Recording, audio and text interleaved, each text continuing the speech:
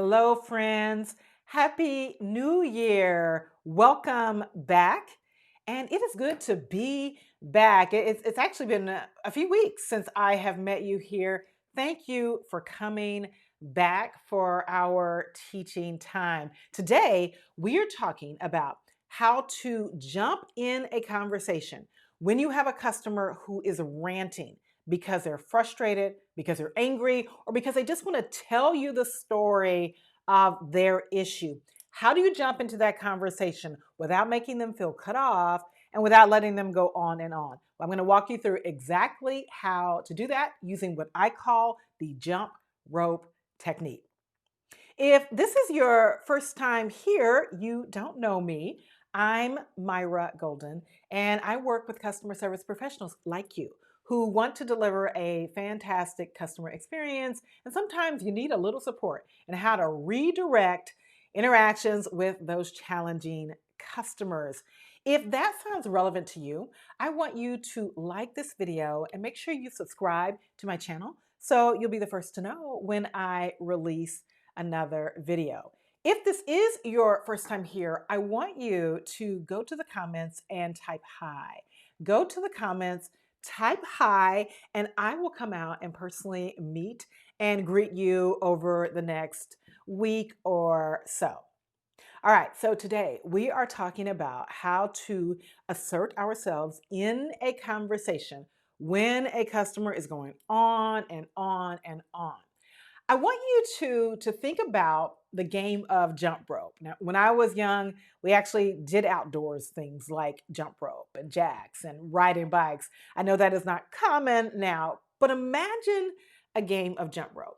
And in this game of jump rope, we have at least three people.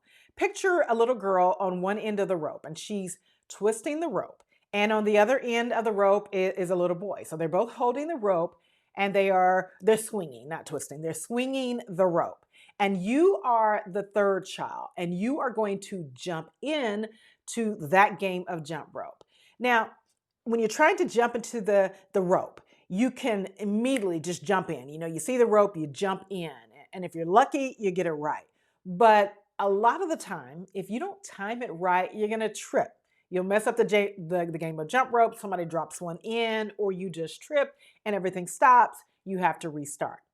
Another approach is to watch that swinging rope. You know, keep watching that rope for the perfect moment to jump in. And before you know it, several seconds have passed by and you're waiting for that perfect time. But people get frustrated. If there are people behind you who also want to get in that rope, you taking too long is frustrating for them. It's frustrating for the people who are swinging the rope. Now, this jump rope, this game of jump rope is actually a phone call. I want you to think about it like that. When your customer is going on and on with their story, with their vent, with their rant, if you jump right in to try to control that call, like just jumping into the rope, you might trip up, meaning you might make the person feel cut off. It sounds like you have interrupted them. We don't want them to feel tripped up with the rope. But then if you sit back while that rope is twisting or turning, meaning they're talking, those seconds will turn into 2 minutes, 3 minutes, and then you've lost control of that conversation. Meanwhile, there are calls in queue, customers who are frustrated. And so by the time they get to you, they're even more frustrated. And then you feel frustrated because you know you shouldn't be letting the call go on that long. So I don't want you to use either of those approaches. You don't want to jump in really quickly to the point that it sounds like you're interrupting, that you're cutting your customer off. And I don't want you to wait needlessly while they're telling you details that you don't necessarily need in order to move them to the next steps. Instead, I want you to watch that rope as it turns. That is, I want you to be focused, fully present with your customer, and you're listening. When they take a breath, when they pause, and they will, even if they're angry, they will take a breath. And you are going to be able to jump in. And that's how you would do in an ideal game of jump rope. When it's swinging, you're looking for that right moment where you can jump in, get in sync with that rope, and you can have a seamless jump and everybody's happy and you look good. When that customer takes a breath, that is your perfect moment to jump in. in that conversation and you get in sync. And your job in the conversation is to affirm what the customer is saying and then redirect them to your next steps. So when you find that perfect moment, when they pause, I want you to jump in and I want you to say something like, okay, gotcha. Let's do this. Right, right. Let's try this.